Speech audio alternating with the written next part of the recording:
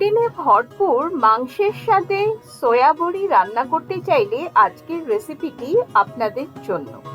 আজ বানাবো সয়া দো পেঁয়াজা। নমস্কার বন্ধুরা, অ্যাপেটাইটের আরেকটি নতুন পর্বে আপনাদের সাদর আমন্ত্রণ। বাড়িতে কিভাবে একদম রেস্টুরেন্ট স্টাইলে সয়া দো পেঁয়াজা তৈরি করে নেওয়া যায়, আজ তাই আপনাদের সঙ্গে আমি শেয়ার করছি। তাহলে চলুন দেখে নেওয়া যাক। এখানে সয়া দো পেঁয়াজার জন্য আমি 100 গ্রামের মতো বড় সয়াবিনের বড়ি নিয়েছি একটি ক্যাপসিকাম, 3টে পেঁয়াজ, 2টো টমেটো আর একটা লেবু। শুধু পেঁয়াজের ব্যবহারেও কিন্তু সয়া দো পেঁয়াজা তৈরি করে নেওয়া যায়, তবে আমি সবসময় কিন্তু ক্যাপসিকাম দিয়ে তৈরি করি সয়া দো পেঁয়াজা, যাতে টেস্টটা আরো বেশি ভালো হয়। 100 গ্রাম সয়া বড়ির জন্য কিন্তু একটা মাঝারি মাপের ক্যাপসিকামই যথেষ্ট। চৌকো চৌকো করে ক্যাপসিকামটাকে ভালোভাবে কেটে নিলাম। আর কেটে নিচ্ছি লেবুটাকে। টমেটো দুটোকে 4 ফালি করে কেটে নিলেই যথেষ্ট, কারণ টমেটোটা এখানে আমি ব্লেন্ডার জারে দিয়ে টমেটোর পেস্ট বা পিউরে তৈরি করে নেব। এবার যে মাঝারি মাপের 3টে পেঁয়াজ নিয়েছি, তার মধ্যে প্রথম পেঁয়াজটার খোলা ছাড়িয়ে এটাকে 4 টুকরো করে নিয়ে পেঁয়াজের যে খোসার থেকে পাপড়িগুলোকে আলাদা করে নেব, মানে পেঁয়াজের বাল্বস গুলোকে আলাদা করে নেব। পেঁয়াজটা কাটতে কাটতে আপনাদের সঙ্গে একটা ইনফরমেশন শেয়ার করি। হয়তো আপনারা অনেকেই এটা জানেন, যে কোনো রান্নারই আমরা যে বলি না দো পেঁয়াজা, চিকেন দো পেঁয়াজা, মাটন দো পেঁয়াজা, বা আজকে যেমন সয়া দো পেঁয়াজা তৈরি করছি, এই দো পেঁয়াজা কথাটা এসেছে কোথা থেকে, মানে কেন দো পেঁয়াজা বলা হয়? কিছুই না, এই দো পেঁয়াজা রান্নাগুলিতে পেঁয়াজটাকে 2 রকম ভাবে ব্যবহার করা হয়। যেমন এখানে আমি একটি পেঁয়াজের বাল্বস গুলো মানে পাপড়িগুলোকে ব্যবহার করছি, আর বাকি 2টো পেঁয়াজকে কিন্তু আমি কুচিয়ে ব্যবহার করব।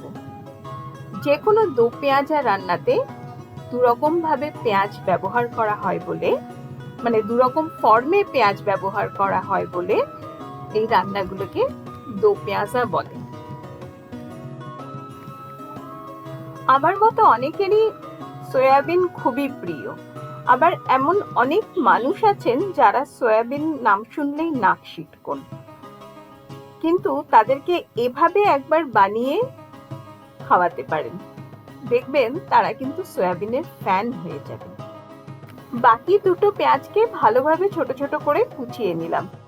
সবজি কাটতে কাটতে কিন্তু গ্যাসের বার্নারে একটা পাত্র বসিয়ে আমি জল গরম হতে দিয়েছি। দেখুন ভালোভাবে জল গরম হয়ে গেছে। এবারে সয়া বড়িকে ওই গরম জলে দিয়ে দেব ভিজে যাওয়ার জন্য।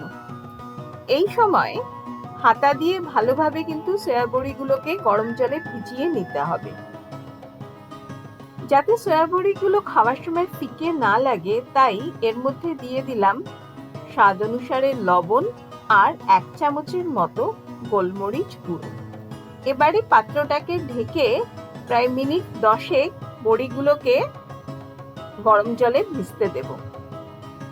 ভালোভাবে বড়িগুলো ভিজে বেশ দ্বিগুণ সাইজের মতো হয়ে গেছে। এবারে চিপে চিপে আলাদা একটা পাত্রে সমস্ত সয়া বড়িটাকে নিয়ে নিলাম। চলুন এবার শুরু করা যাক ম্যারিনেশন। দিয়ে দিলাম 1/2 চামচ আদা বাটা, 1/2 চামচ রসুন বাটা, 1/2 চামচ ঝাল লাল লঙ্কা গুঁড়ো, 1/2 চামচের মতো প্রায় বিট লবণ। বিট লবণ দিলে স্বাদ কিন্তু খুব ভালো আসে। আর দিয়ে দেব লেবুর রস। এইভাবে ম্যারিনেট করে সয়াবিন রাঁধলে তার স্বাদ কিন্তু মুখে লেগে থাকার মতো হয়। আসলে সয়াবিনে একটা বোটকা গন্ধ থাকে, তো সেজন্যই না খাওয়ার সময় যদি একটু তড়িবড় করে না রান্না করা হয়, তাহলে কিন্তু সয়াবিন খেতে ভালো লাগে না। আর দিয়ে দিলাম 2 চামচ বেসন। এই দিয়ে খুব ভালোভাবে হাত দিয়ে এটা মেখে নিতে হবে। বেসনের পরিবর্তে আপনি কর্নফ্লাওয়ার বা ময়দা ইউজ করতে পারেন।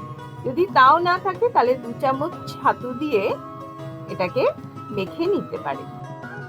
মিনিট 5 থেকে 10 সয়া বড়িগুলোকে ম্যারিনেট করে রাখলেই চলবে। অপরদিকে গ্যাসে একটা কড়াই বসিয়ে তাতে দিয়ে দিলাম 3 চামচের মতো সর্ষের তেল। সয়া দো পেঁয়াজা সর্ষের তেলে রাঁধলেই খেতে বেশি ভালো হয়। তেল ভালোভাবে গরম হয়ে গেলে ম্যারিনেট করে রাখা সয়া বড়িগুলো এবার তেলে দিয়ে খুব ভালোভাবে ভেজে নিতে হবে। আচ্ছা, এখানে ক্যামেরাটা একটু ব্লার হয়ে গেছে, আমি শুট করার সময় খেয়াল করতে পারিনি, তার জন্য আমি অত্যন্ত দুঃখিত। গ্যাসের ফ্লেম লো টু মিডিয়ামে রেখে খুব ভালোভাবে লালচে করে সয়া বড়িগুলোকে ভেজে নিতে হবে। এই সময় ম্যারিনেশনটা ভেতরে ঢুকে গিয়ে এই ভাজা সয়া বড়িগুলো কিন্তু এমনি অ্যাজ আ স্টার্টারও খাওয়া যেতে পারে, খুব ভালো লাগে খেতে। সয়াবিনে থাকে প্রচুর পরিমাণে ফাইবার আর প্লান্ট প্রোটিন। যারা নিরামিষাশী তাদের মাছ মাংস ডিমের সাবস্টিটিউট হিসেবে কিন্তু সোয়া অব্যর্থ। তাছাড়া এর আছে অনেক গুণাবলী, ইনফ্ল্যামেশন বা হেলদি ডাইজেশনে অথবা ব্লাড সুগার কন্ট্রোল করতে সাহায্য করে। কোলেস্টেরল লেভেল কন্ট্রোল করে হার্ট সুস্থ রাখতেও এর ভূমিকা অনস্বীকার্য। খুব ভালোভাবে লালচে করে সমস্ত সয়া বড়িগুলোকে আমি 2 ব্যাচে ভেজে তুলে নিলাম। এবারে কড়াইতে দিয়ে দিলাম আরো 3 চামচ সর্ষের তেল। এবার ফোড়ন হিসেবে কিছু গোটা গরম মশলা আমি নিয়ে নিয়েছি। এখানে নিয়ে নিয়েছি 2 দারচিনির টুকরো, 2 তেজপাতা, 2 শুকনো লঙ্কা, 7 থেকে 8টা লবঙ্গ, 4টে ছোট এলাচ, 8 থেকে 9টা কাবাব চিনির পরিবর্তে আপনি গোটা গোলমরিচও দিতে পারেন, অর্ধেকটা জয়িত্রীর ফুল, একটা বড় এলাচ। তেল খুব ভালোভাবে গরম হয়ে আসলে প্রথমে দিয়ে দেব 1 চামচ গোটা জিরে আর তেজপাতা। ফোড়ন দেওয়ার সময় কিন্তু গ্যাসের ফ্লেম লোতে রাখতে হবে। একটা শুকনো লঙ্কা গোটা দিলাম আর একটা শুকনো লঙ্কা তেলের মধ্যে ফাটিয়ে দিয়ে দিলাম। এবার বাকি গোটা গরম মশলাটা তেলে দিয়ে 20 থেকে 22 সেকেন্ডের মতো ফোড়নটা খুব ভালোভাবে নাড়িয়ে চাড়িয়ে ভেজে নিতে হবে। যখন ফোড়ন থেকে সুন্দর গন্ধ ছাড়তে শুরু করবে সে সময় কুচিয়ে রাখা 2 পেঁয়াজ আমি তেলের মধ্যে দিয়ে দিলাম।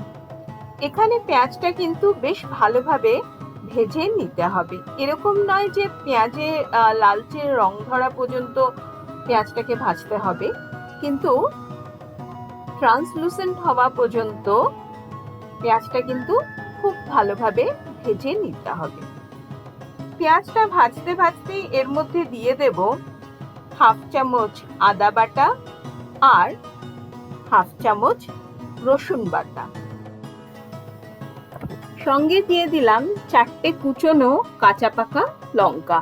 সব খুব ভালোভাবে কষিয়ে নিতে হবে যতক্ষণ না পেঁয়াজ আদা রসুনের কাঁচা গন্ধটা চলে যাচ্ছে। অপরদিকে যেমন আমি আগেই বলেছিলাম, টমেটো 2টোকে আমি খুব ভালোভাবে ব্লেন্ডিং জারে দিয়ে পেস্ট তৈরি করে নিয়েছি। এবার টমেটোর পেস্টটা কড়াইতে দিয়ে দেব। আর দিয়ে দেব বেশ কিছু শুকনো মশলা, যেমন 1/2 চামচ হলুদ গুঁড়ো, 1 চামচ জিরে গুঁড়ো, 1.5 চামচ ধনে গুঁড়ো আর 1 চামচ লাল কাশ্মীরি লঙ্কা গুঁড়ো। সঙ্গে এবার দিয়ে দিলাম স্বাদ অনুসারে লবণ। লবণটা বুঝে দিতে হবে, কারণ সয়া বড়ি সেদ্ধ করার সময়ও লবণ দিয়েছি, আবার ম্যারিনেশনের সময়ও কিন্তু আমি অল্প কিছুটা বিট লবণের ব্যবহার করছি।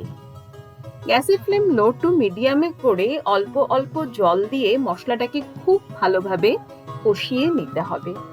রান্নার আসল স্বাদ কিন্তু এই মশলা কষানোতেই। প্রয়োজন হলে ঢেকে মশলাটা ভালোভাবে কষিয়ে নেব যতক্ষণ না তেলটা উপরে ভেসে উঠছে। এই সময় আমি কড়াইতে দিয়ে দিলাম 1/2 চামচ গরম মশলা গুঁড়ো। অলরেডি খুব সুন্দর গন্ধ ছাড়তে শুরু করেছে। নিয়ে নিয়েছি 1 চামচ কসৌরি মেথি। হাতে নিয়ে ক্রাশ করে কসৌরি মেথিটা উপর থেকে ছড়িয়ে দিলাম। আর ছড়িয়ে দিলাম 1 মুঠের মতো কুচনো ফ্রেশ ধনেপাতা।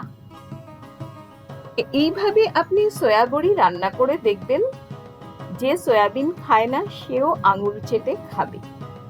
এই ধরনের সয়া দো পেঁয়াজা আপনি রাইস, পরোটা, ফুলকা, গরম রুটি বা পোলাওয়ের সঙ্গেও কিন্তু সার্ভ করতে পারে। মশলা খুব ভালোভাবে কষে গেছে। এবারে কেটে রাখা ক্যাপসিকামের টুকরোগুলো কড়াইতে দিয়ে দেব, সঙ্গে দিয়ে দেব পেঁয়াজের বাল্বস গুলোকেও। ভেজে রাখা সয়া বড়িগুলোকে এবারে কড়াইতে দিয়ে দেব, দিয়ে সমস্ত কিছু খুব ভালোভাবে মশলার সঙ্গে কষিয়ে নিতে হবে। এই সময় কিন্তু গ্যাসের ফ্লেম মিডিয়ামে করে আমি সয়া বড়ি, ক্যাপসিকাম, পেঁয়াজ আর মশলাটা খুব ভালোভাবে কষিয়ে নেব। এভাবে কষিয়ে নিলে মশলা সয়া বড়ির মধ্যে খুব ভালোভাবে ঢুকে যাবে, খেতে কিন্তু আরো বেশি ভালো লাগবে। এবারে গ্যাসের ফ্লেমটা লোতে করে কড়াইটা ঢাকা দিয়ে মিনিট 2 আরো কষতে দেব। ফিরলাম মিনিট 2 পরে। এবারে প্রায় 1 কাপের মতো গরম জল কড়াইতে দিয়ে দেব। এখানে কিন্তু গরম জলেরই ব্যবহার করবেন, ঠান্ডা জল দেবেন না। গ্যাসের ফ্লেম মিডিয়ামে করে এবারে গ্রেভিটা খুব ভালোভাবে ফুটিয়ে নেব। গ্রেভি ভালোভাবে ফুটে গেলে গ্যাসের ফ্লেম বন্ধ করে ঢাকা দিয়ে 2 থেকে 3 মিনিট স্ট্যান্ডিং টাইমে রেখে দিলেই তৈরি আমাদের মাংসের স্বাদে অপূর্ব সুস্বাদু সয়া দো পেঁয়াজা। আজকে শেয়ার করা ভিডিওটা আপনাদের কেমন লাগলো অতি অবশ্যই কমেন্ট করে জানাবেন। যদি কিছু ভালো লেগে থাকে তাহলে লাইক দিয়ে অনেক অনেক শেয়ার করবেন। আমার চ্যানেলে যারা নতুন ভিউয়ার তাদেরকে রিকোয়েস্ট করব চ্যানেলটিকে সাবস্ক্রাইব করে আমার পাশে থাকার, যাতে যখনই আমি নতুন কোনো রান্নার ভিডিও আপলোড করব আপনাদের কাছে নোটিফিকেশন পৌঁছে যাবে। আজ এ পর্যন্তই। ভালো রাঁধুন, ভালো বেশি রাঁধুন। ধন্যবাদ।